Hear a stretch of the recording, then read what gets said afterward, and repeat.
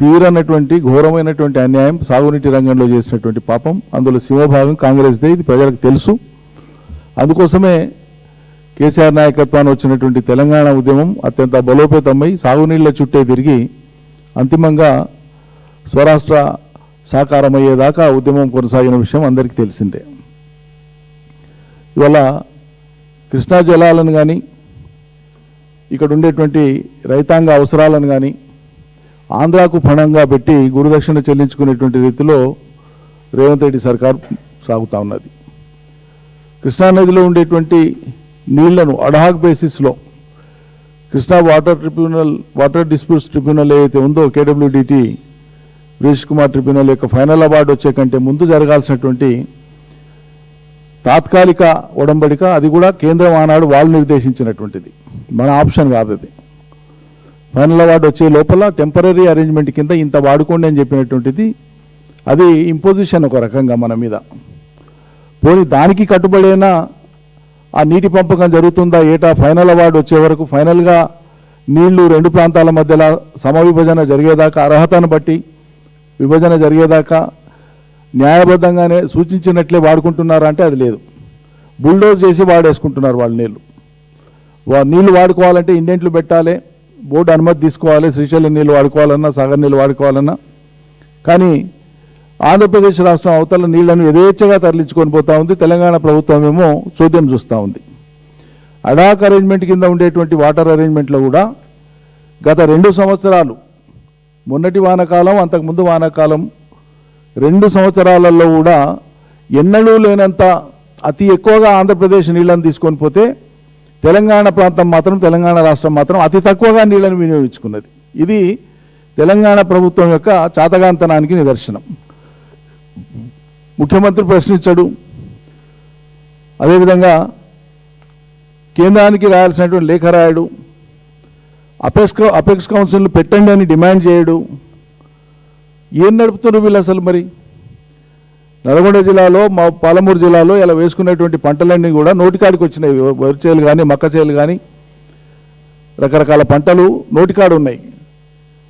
April 2-3 వారాల దాకా కనుక నీళ్ళు ఇవ్వకపోతే ఈ పంటలన్నీ కూడా నాశనం అయిపోతాయి, రైతుల నోట్లో మట్టి పడుతుంది. పెట్టినటువంటి లక్షల కోట్ల రూపాయల పెట్టుబడులన్నీ కూడా వృధా అయిపోతాయి. ఇప్పటికే కరెంటు లేక, మీరు ఇస్తా అన్నటువంటి రైతు బంధు లేక నానా రకాలుగా ఇబ్బందులు పెట్టంగా కూడా రైతులు వాళ్ళంతటా వాళ్ళు తిప్పల పడేసుకునేటువంటి పంటలు కూడా నోటికాడికి వచ్చే పరిస్థితి లేకుండా మీ చాతగాంతనం వల్ల, మీ అశ్రద్ధ వల్ల, లేదా అవతల ప్రాంతానికి యథేచ్ఛగా పోతున్నా కూడా ఆపేటువంటి సోయి లేక ఇలా రైతుల్ని బలి పెడుతున్నారు. ఏం నడుపుతున్నట్లు మరి? మీరు సర్కార్ నడుపుతున్నారా, సర్కస్ నడుపుతున్నారా? ఒకరికి కూడా సీరియస్నెస్ లేదా? పాలమూరు నల్గొండ జిల్లా ప్రజల జీవితాలు ఏం కావాలి అసలు ఇవాళ? అతి తక్కువగా నీళ్లు వాడుకొని గురుదక్షిణ చెల్లిస్తారా? తెలంగాణకు నీళ్లను తక్కువ వాడుకోవడం మూలంగా, ఆంధ్రాకు నీళ్లను ఎక్కువ వేయడం మూలంగా వాళ్ళ గురుదక్షిణ చెల్లిస్తారా? ఏంటి అసలు మీరు చేస్తున్నటువంటిది? కేఆర్ఎంబి కేంద్ర పరిధిలో ఉన్నది, కేంద్ర ప్రభుత్వం ఏర్పాటు చేసింది, కేంద్ర ప్రభుత్వ అజమాయిషీలో ఉండేది. ఇప్పుడు కేంద్ర ప్రభుత్వానికి సంబంధించి ఇక్కడ 2 మంత్రులు ఉంటారు, కేంద్ర మంత్రులు, కిషన్ రెడ్డి గారు, బండి సంజయ్ గారు.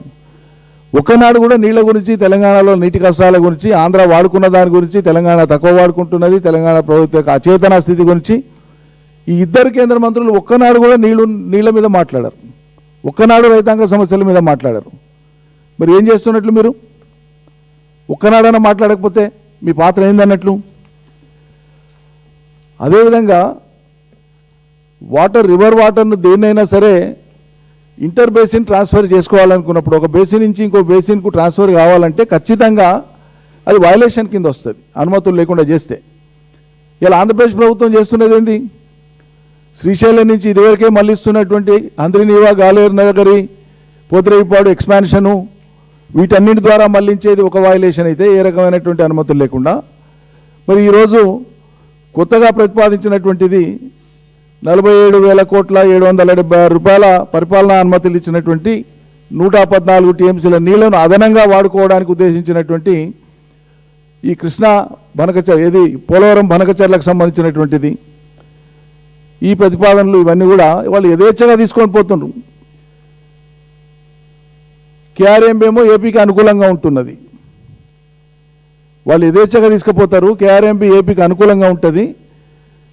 సిడబ్ల్యూసి అనుమతులు కానీ, అపెక్స్ కౌన్సిల్ అనుమతులు కానీ, కేఆర్ఎంబి అనుమతులు కానీ ఏమీ ఉండవు. అన్ని బుల్డోజ్ చేసిపోతూ ఉంటే మరి తెలంగాణ సర్కార్ ఏం చేస్తున్నట్లు? ఈ పరిస్థితులలో ఇది ఇలా కళ్ళ ముందు మనకు కనిపించేటువంటి పరిస్థితి ఇది ఉంటే, ఇలా తగుదునమ్మా అన్నట్లు సిగ్గు ఎగ్గు లేకుండా జిల్లాలో ఒక మంత్రి కొంతమంది శాసనసభ్యులను వేసుకొని అంతా అయిపోయినాక చేతులు కాలినాక ఆకులు పట్టుకున్నట్లు మేము హెచ్చరిస్తూనే ఉన్నాం. ఈ సంవత్సరం ఎప్పటికంటే కూడా అత్యధిక వర్షాలు కురిసినాయి. అత్యధికంగా కృష్ణాలో నీళ్లు బారుతూ ఉన్నాయి. అయిన చెప్పంగా కూడా మొదటి వర్షాకాలం సీజన్లో 45 రోజుల దాకా లిఫ్ట్ ఇరిగేషన్ పంపులను స్టార్ట్ చేయాలి పుణ్యాత్ములు. ఇక్కడే ప్రెస్ మీట్ పెట్టి చెప్పినాం, జిల్లాలో చెప్పినాం, రైతులు మాట్లాడినరు, అడిగినరు, డిమాండ్ చేసిండ్రు. ఏంటికి స్టార్ట్ చేస్తలేరంటే వానలు పడుతున్నాయి కదా స్టార్ట్ చేస్తలేమని. ఒట్టి వానలు పడితే వరి పంటలు పండవు, కాలువల ద్వారా నీళ్లు పోతే పండుతాయి. 45 రోజుల కాలయాపన చేసిండ్రు లిఫ్ట్ ఇరిగేషన్ పంపులను స్టార్ట్ చేయడానికి, కేఎల్ఐవి ఇతర పంపులు కూడా స్టార్ట్ చేయడానికి. ఏపీ యథేచ్ఛగా ఉన్న నీళ్ళని దోసుకొని పోతుంటే ఓ దిక్కు వాటర్ తీసుకోవడము, ఇంకో దిక్కు జల విద్యుత్ పేరు మీద వాళ్ళంతా కూడా వాటర్ కిందికి డ్రా చేసుకొని ఇవన్నీ చేస్తూ ఉంటే నిరోధించలేకపోయినారు. ఇలా నోటికాడికి పంటలు వచ్చినాయి. మేము 2 వారాల ముందే హెచ్చరించినాం, ఫీల్డ్కి పోయినాం, చూసినాం, ఇవన్నీ చెప్పినాం. ఇప్పుడు వాళ్ళు ఏం చేస్తున్నారు? నిలువరించవలసినటువంటి ఏపీని నిలువరించకుండా, నీళ్లు తీసుకుపోయేటప్పుడు అడ్డుపడాల్సింది అడ్డుపడకుండా, కేఆర్ఎంపీ దగ్గర పాత్ర పోషించాల్సింది పోషించకుండా, కేంద్రానికి అపెక్స్ కౌన్సిల్కు లెటర్ రాయకుండా, ముఖ్యమంత్రి చేయాల్సిన ఏ పనులు ఏవి చేయకుండా నీళ్ళన్నీ పోయి ఇప్పుడు పంటలు ఎండిపోయేటువంటి దశ వచ్చినాక ఇప్పుడు ఫేస్ సేవింగ్ కోసం ఇలా శ్రీశైలం ప్రాజెక్టు కాడికంటే ఎమ్మెల్యేలను వెంబడి తీసుకొని పోతారట. ఏం చేస్తారట? అది కూడా మీరు పోయేది ఆంధ్ర ప్రాంతానికి పోతారా? అవతల ప్రాంతానికి పోతుండ్రా? అవతల ప్రభుత్వం దగ్గర పోయి ధర్నా చేస్తుండ్రా? మన రాష్ట్ర పరిధిలో మన పరిధిలో ఉండేటువంటి ప్రాజెక్టు కాడికి యువతల పక్కల పోయి అక్కడ ఉండి తమాషా చేసి ప్రజల్ని ఎవరిని మీరు ఫూల్ చేయాలనుకుంటున్నారు? మరి మీ ముఖాలు ఎక్కడ పోయినా ఆనాడు శ్రీశైలం టనల్, ఆ రోజు SRL Srisailam left bank canal, SLBC tunnel కూలిపోయి నిండు ప్రాణాలు పోతే మరి ఆ రోజు మంత్రులు ఎమ్మెల్యేలు అందరు కలుసుకొని పోయి కనీసం ఆ శవాలను ఐడెంటిఫై చేసి తీపిచ్చి ఇప్పించే పని చేసిండ్రా? ఆ రోజు పోనీకే చేతగాలే. ఒట్టెంలో ప్రభుత్వం యొక్క నిర్లక్ష్యం వల్ల, పట్టింపు లేనితనం వల్ల పంపులు మునిగిపోతే, వర్షాలకు మునిగిపోతే కనీసం వాడికి పోయి చూడడానికే ఓపిక లేదు, టైం లేదు మీ మంత్రులకు, ఎమ్మెల్యేలకు. ఇరిగేషన్ శాఖ మంత్రి అనేక విమర్శల తర్వాత ఒకనాడు వచ్చి అది కూడా పంపుల దాకా పోకుండా దూరం నుంచి అటు నుంచి అంటే బయట నుంచి బయటే వెళ్ళిపోయాడు. ఇది మీకు ఉండేటువంటి చిత్తశుద్ధి. 10% మిగిలిపోయినటువంటి పాలమూరు రంగారెడ్డి ఎత్తిపోతల పనులను పూర్తి చేస్తే, ఈ ప్రభుత్వం వచ్చినాక మొదటి 6 నెలల లోపలనే పూర్తి చేస్తే ఆనాటికైతే 1000-1200 కోట్ల ఖర్చు అవుతుందని చెప్పినాం. ఇవాళ ఎస్కలేట్ అయిపోతే 2 ఏళ్ళు దాటి మూడో సంవత్సరం నడుస్తుంది కాబట్టి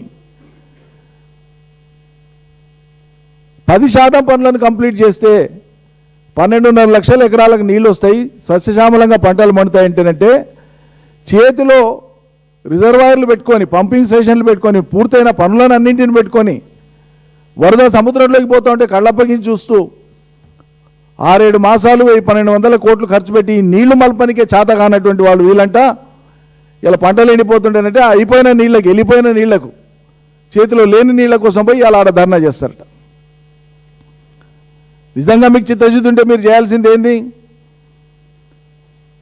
మిగిలిపోయిన ఆపూర్తి పనులను ఎందుకు చేస్తలేరు ముఖ్యమంత్రి గారు అని మీరు దమ్ముంటే, పాలమూరు ప్రయోజనాలు పట్టిన నాయకులైతే, మీకు పదవి లాలస లేకపోతే, ప్రజల ప్రయోజనాలే ముఖ్యం అనుకుంటే రేవంత్ రెడ్డి ఇంటి ముందు ధర్నా చేయాలి మీరు నిజంగా అయితే.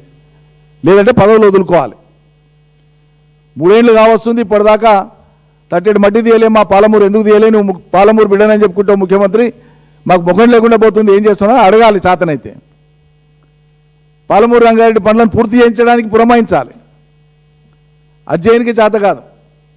ఈ ముఖ్యమంత్రికి మీకు పెళ్లిళ్ళు, పేరంటాలు, బారసాలలు, చీరలు, ఢిల్లీ ప్రయాణాలు ఇవే తప్ప మరి ఆంధ్రప్రదేశ్ పోయి కూర్చొని ఆడ అవునే మరి ఏంది పంచాయతీ, ఏం చేద్దాం, ఎట్లా చేద్దామని మాట్లాడినరా? ఢిల్లీకి పోయినరా అపెక్స్ కౌన్సిల్ను డిమాండ్ చేసి ఆంధ్రప్రదేశ్ని అక్కడికి పిలిపించి అపెక్స్ కౌన్సిల్ ముందరికి పిలిపించి కట్టడి చేసేటువంటి ప్రయత్నం చేసినరా చేయలే. ఇవాళ చేతులు కాలినాక ఆకులు పట్టుకునేటువంటి విధంగా ధర్నాలు చేసి ఒక షో చేసేటువంటి ప్రయత్నం చేస్తున్నారు. ఈ సిగ్గుపడాలి అసలు. పాలమూరు రంగారెడ్డిని ఆపరేషనల్ చేయలే, మీ చాతకంతనం, అది మీ అసమర్థత, మీకు ఆ ఉద్దేశం లేదు. ఉనికిలో ఉండేటువంటి కల్వకుర్తి ఎత్తిపోతల పథకం సంపూర్ణంగా వాడితే 5 లక్షల ఎకరాలకు నీళ్ళు ఇస్తుంది, డైరెక్ట్ అండ్ ఇండైరెక్ట్ కలిపి. 240-250 రోజులు పంపులు నడుస్తాయి. అవి అక్కడ 5 పంపులు ఉంటే 2 పంపులు ఈ ప్రభుత్వం వచ్చినప్పటి నుంచి రిపేర్లో ఉన్నాయి. 2 పంపులు రిపేర్లో ఉన్నందుకు 2 పంపులు నడపట్లేదు. అంటే ఆ నీళ్లను సంపూర్ణంగా సద్వినియోగం చేసుకోలేకపోతున్నాం. ఉన్న నీళ్లను కూడా వీళ్ళ చాతగాంతనం వల్ల. ఆ 2 పంపులకు రిపేర్కి ఎంత అవుతుంది? అక్కడున్న ఇంజనీర్లు ప్రతిపాదనలు పంపించింది కేవలం 10 కోట్లు. కేవలం 10 కోట్ల రూపాయలు పెట్టి కల్వకుర్తి ఎత్తిపోతల పథకంలో భాగంగా ఉండేటువంటి రిపేర్కి వచ్చిన 2 పంపులను రిపేర్ చేపిస్తే అదనంగా మరో 1600-1700 క్యూసెక్ల నీళ్లు ప్రతిరోజు అదనంగా మనకు వచ్చేది. ఆ అవకాశం జారబెట్టుకున్నారు. కేసీఆర్ గారు అత్యద్భుతంగా కృష్ణకు అవతల ఉండేటువంటి అలంపూర్ గద్వాల నియోజకవర్గాల్లో ఉండేటువంటి సాగునీటి వ్యవస్థ ఏటికి అవతల ఉంది కాబట్టి అది సపరేట్, అది ఆ వ్యవస్థ అన్నట్టు పెట్టి రివర్కి యువతల ఉండేటువంటి అన్ని ప్రాజెక్టులు, అటు పాలమూరు రంగారెడ్డి కానీ, కేఎల్ఐ కానీ, అదేవిధంగా భీమా ఫేజ్ 1 ఫేజ్ 2 కానీ, కోయిల్ సాగర్ కానీ, వీటన్నింటికి పాలమూరు రంగారెడ్డితో ఇంటగ్రేట్ చేసి ఒక ఇంటగ్రేటెడ్ అప్రోచ్తోన సాగునీటి వ్యవస్థను డెవలప్ చేయడానికి పూనుకొని చాలా మటుకు పనులు పూర్తి చేసినారు. ఒక ప్రాజెక్టులో ఒక స్కీమ్లో నీళ్లు తక్కువ ఉంటే పాలమూరు రంగారెడ్డి ద్వారా దాన్ని సప్లిమెంట్ చేసేటువంటి విధంగా డిజైన్ చేశారు. ఉదాహరణకు జూరాలలో ఈ ప్రభుత్వం ఈ సంవత్సరం వానకాలం పంటలు అయిపోగానే క్రాప్ హాలిడే ప్రకటించింది నీళ్లు లేవని. కానీ కేసీఆర్ ఆలోచన ఏంటి? శ్రీశైలంలో మన సోర్స్ ఉంది కాబట్టి పాలమూరు రంగారెడ్డి ద్వారా ఎత్తిపోసేటువంటి ఆ పంపుల నీళ్లు కరుణ ద్వారా, ఉద్దండాపూర్ ద్వారా మళ్ళీ అవి కిందికి వచ్చి మళ్ళా జూరాల దాకా ఆ నీళ్లు వచ్చేటువంటి విధంగా డిజైన్ చేసినారు. కాలువలు ఆ రకంగా ప్లాన్ చేసినారు. ఈ పుణ్యాత్ముడు వచ్చినాక కొడంగల్ నారాయణపేట కోసం ఉద్దేశించినటువంటి ఆ కాలువల్ని క్యాన్సిల్ చేసేసి, టెండర్ పిలిచిన కాలువల్ని క్యాన్సిల్ చేసేసి పాలమూరు రంగారెడ్డికి వెళ్ళి వద్దు, మాకు మేము సపరేట్గా జూరాలకు వెళ్ళి ప్రత్యేకంగా పెట్టుకుంటామని కేసీఆర్ ఏమో 1,30,000 ఎకరాలకు 2 పంటలు పండడానికి కొడంగల్ ప్రాంతంలో 1,30,000 ఎకరాలకు 2 పంటలు పండడానికి పాలమూరు రంగారెడ్డిలో భాగంగా దాన్ని డిజైన్ చేసి పెడితే, టెండర్లు పిలిస్తే అది క్యాన్సిల్ చేసి ఇలా కేవలం 60,000 ఎకరాలకు 1 పంట కోసం మాత్రమే జూరాలకు వెళ్ళి పెట్టించిండు రేవంత్ రెడ్డి. ఏది మేలు జరిగేది? ఒక సమగ్రమైనటువంటి దృక్పథంతోనో, ఒక ఇంటగ్రేటెడ్ అప్రోచ్తోనో చుక్క చుక్క ఒక్కొక్క బొట్టు వృధా కాకుండా ఎత్తిపోసిన నీళ్లు జూరాలలో అయిపోయినటువంటి పరిస్థితులలో జూరాల మీద ఆధారపడినటువంటి ప్రాజెక్టులకు కూడా పాలమూరు రంగారెడ్డి నీళ్లు అందేటువంటి విధంగా ఒక అద్భుతమైనటువంటి ప్రణాళిక రూపకల్పన చేసి నోటికాడికి తెచ్చి పెడితే ఇలా మీరు తినేటువంటి అన్నంలో రాళ్ళు పోసినట్టు పనిచేసినారు. అది మొదలుపెట్టి అది కంప్లీట్ చేయరు. బ్యాలెన్స్ మనీ 10% ఉన్న నీళ్ళను వాడుకునేటువంటి తెలివి లేదు.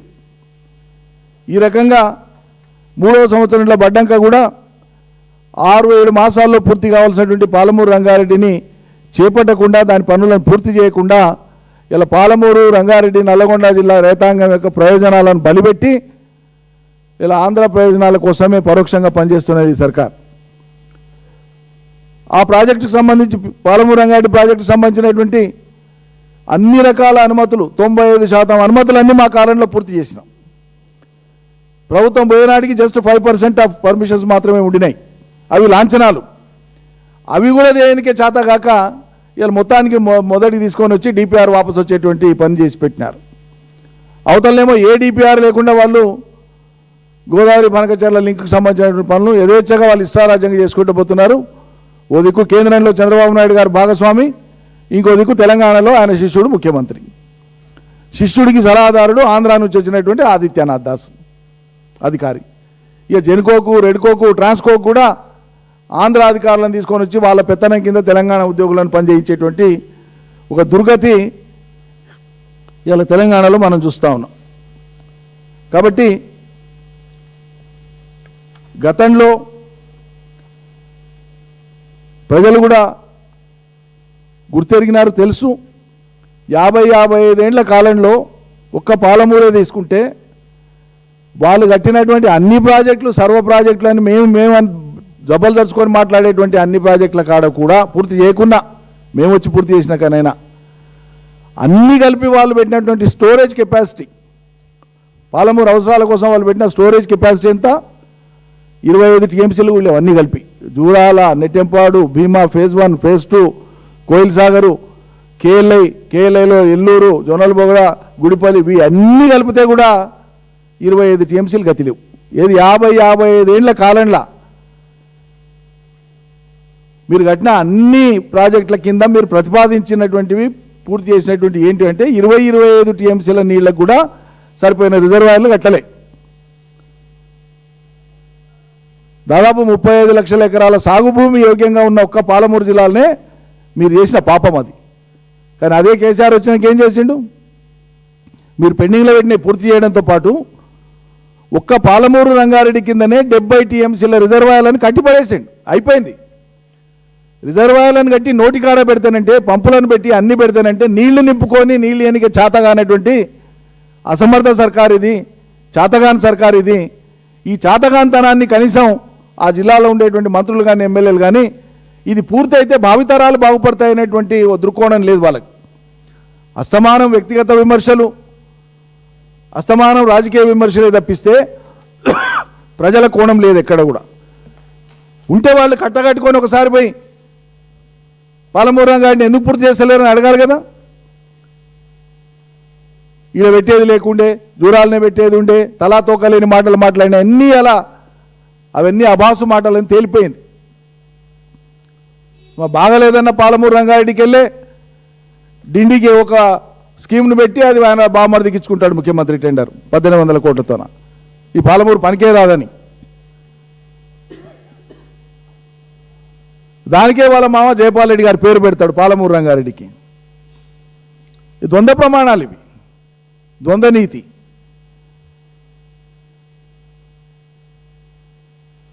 కాబట్టి వాళ్ళ మెయిన్ డిమాండ్ చేసేది ఏంటంటే స్టాండింగ్ క్రాప్స్ ఏవైతే ఉన్నాయో పాలమూరులో, నల్గొండలో, కేఎల్ఐ కింద, సాగర్ కింద ఈ స్టాండింగ్ క్రాప్స్కు నీటి ఎద్దడి పేరు మీద పంటలు ఎండగొట్టేటువంటి పనికి ప్రభుత్వం పూనుకోవద్దు. పంటలు కాపాడడానికి ప్రభుత్వం పూనుకోవాలి. ఏం చేస్తారు, ఎట్లా చేస్తారు అనేటువంటిది పైన కర్ణాటకలో మీ ప్రభుత్వమే ఉంది. అవసరం అనుకుంటే ఆ ప్రభుత్వంతో మాట్లాడి తక్కువ అవుతాయి అనుకుంటే 4-5 టీఎంసీల నీళ్లను అల్మటికి వెళ్ళి వదిలిపించుకోవచ్చు. ఏదైనా ఉపాయం అల్లొచ్చు అవసరం అనుకుంటే. కాబట్టి ఏప్రిల్ 2-3 వారాల దాకా నీళ్ళు ఇచ్చి పంటలను కాపాడాల్సిన బాధ్యత ఈ సర్కారు మీద ఉంది. ఈ డ్రామాలు తమాషాలు మాని పాలమూరు రంగారెడ్డి ప్రాజెక్టును పూర్తి చేయండి అని చెప్పి ముఖ్యమంత్రి మీద ఒత్తిడి తీసుకురండి. పాలమూరు బిడ్డలైతే మీకు పాలమూరు ప్రయోజనాలు పడితే అక్కడ పోయి డ్రామా చేయడం కాదు. అది వాళ్ళ నీళ్ళన్నీ వెళ్ళిపోయి అవతలికి పోయినాక తెలంగాణ ప్రభుత్వం పోయి తెలంగాణ ప్రాంతంలో తెలంగాణ ప్రాజెక్టు కూడా ధర్నా చేస్తాడట. ఇంతకంటే జోక్ ఉంటుంది అన్న. ఈ చేసేదేదో ఢిల్లీలో చేయి, ఈ చేసేదేదో పోయి అమరావతి కాడ చేయి. ప్రజలంతా ఇడ్డోళ్ళు అనుకొని మీ బుద్ధి ఉన్నట్టు ప్రవర్తిస్తారా? ఇవో సంబరం చేస్తావు, వాడికి పోయి నీళ్లు సాధించుకొని వచ్చినావు అని చెప్పి